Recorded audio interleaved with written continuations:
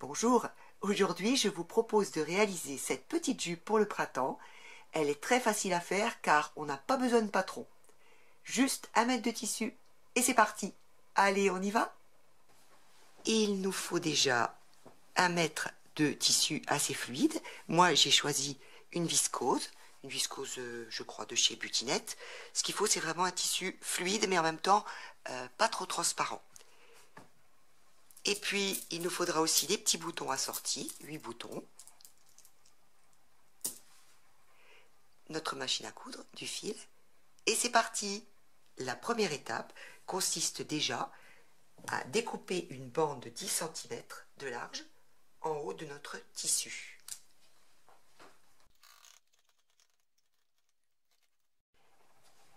Cette grande bande de tissu va nous servir pour la ceinture. Pour ça, vous prenez votre tour de taille et vous ajoutez 10 cm. Moi, par exemple, j'ai 70 cm. Je vais ajouter donc 10 cm. Je vais couper donc dans cette grande bande une bande de 80 cm. Voilà ma bande pour la ceinture. Bien sûr, je vais surfiler ou surjeter tout autour. Et on va passer à la suite au corps de la jupe avec le morceau qui nous reste. On va faire comme pour la ceinture, on va bien surfiler ou surjeter les bords en haut et en bas du morceau qui nous reste. Maintenant, on passe à l'étape de la couture. Afin de ne pas abîmer mon tissu, puisque j'ai pris une viscose, eh bien, moi, je mets une aiguille Microtex sur ma machine. Donc là, j'ai pris numéro 70. Ça permet de ne pas abîmer les fibres quand on coud. Voilà, de ne pas avoir de mauvaises surprises et de fils tirés. Maintenant, je règle ma machine avec un point très très long. Moi, j'ai carrément mis 6. Et je vais tout en haut de mon grand pan de tissu faire une couture qui va me servir pour faire des fronces après. Donc, je couds tout le long, à grands points. Quand j'ai terminé, je tire un grand morceau de fil parce que je vais bien sûr tirer sur les fils après pour froncer. Je prends un fil et on voit bien que il suffit de tirer. Je vais avoir des fronces qui vont se répartir. Je tire donc sur mon fil de fronce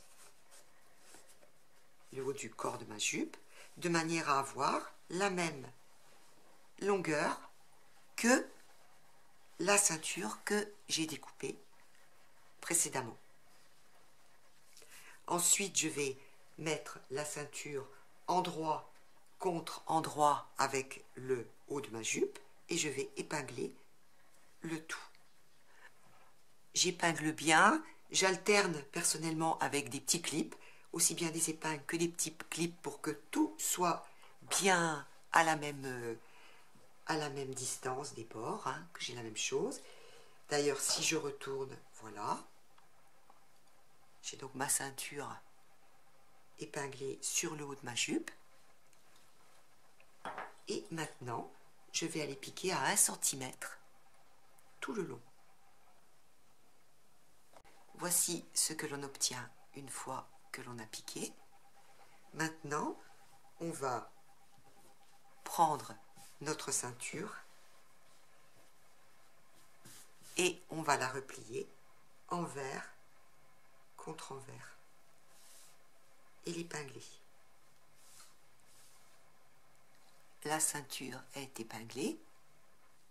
On va maintenant assembler avec un point de feston le long, ici. Donc attention, hein, il ne faut pas qu'on pique sur ce qu'on a déjà fait de l'autre côté.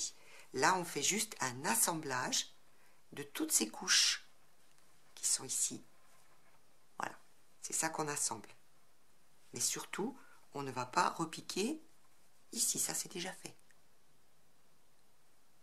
Moi, j'ai choisi ce point-là, mais en fonction de votre machine, vous pouvez tout à fait faire un point zigzag. Ça ira très bien aussi.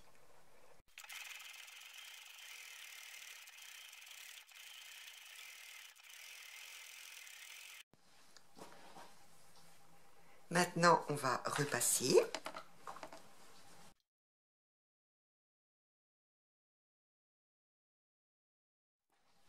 Ensuite, on va faire le long du bord 2 rentrées de 2 cm.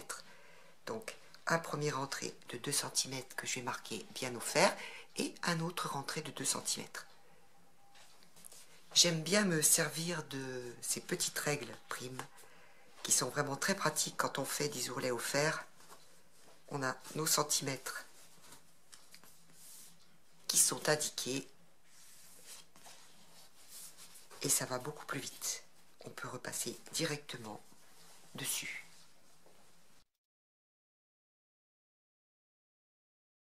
Voilà, quand on replie une fois et une autre fois de 2 cm, tout le long, on repasse bien sûr, on met des épingles pour tenir.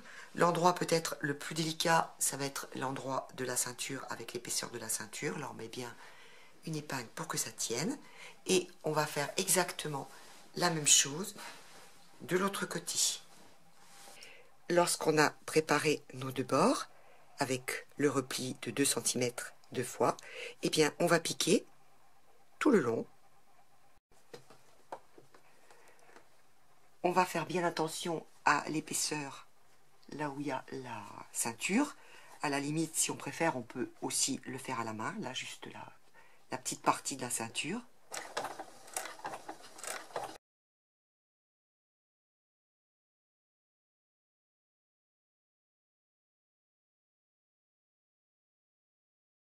Une fois que l'on a cousu nos 2 bords, voilà ce que l'on obtient.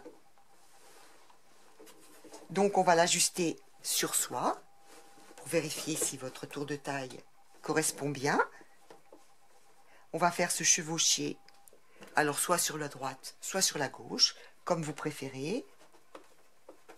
Et là, on va bientôt placer nos boutonnières.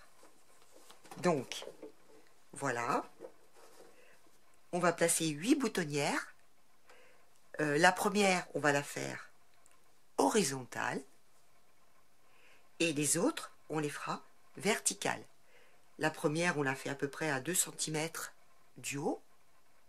Et les autres, on essaye de les espacer tous les 4, 5, 4,5, 5 cm. Moi, j'ai choisi ce genre de petits boutons.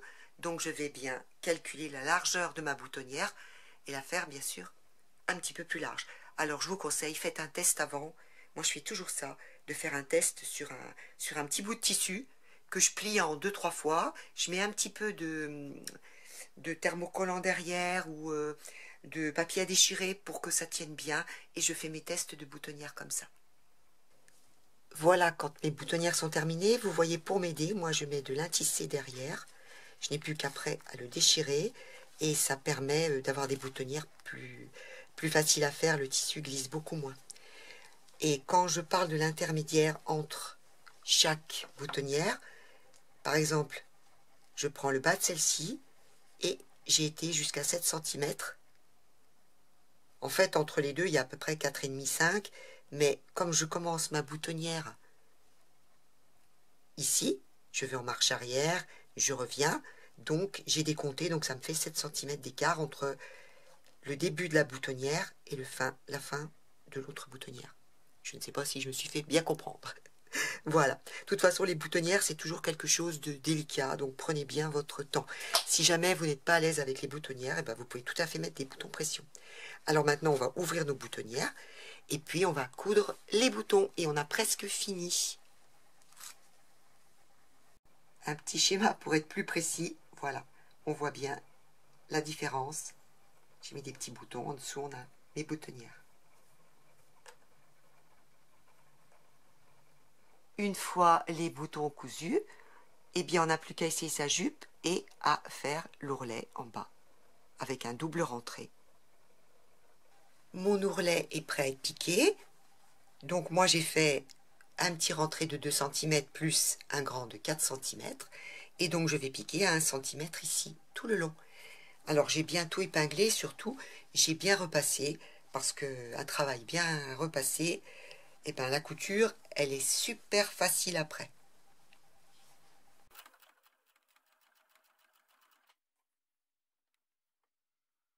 Quand on a cousu notre ourlet, eh bien il ne nous reste plus qu'à fermer en bas, c'est un petit peu ouvert là, la fin de l'ourlet, de chaque côté. Donc avec une aiguille bien fine, eh bien on va faire des petits points cachés pour bien fermer tout ça. Et c'est terminé.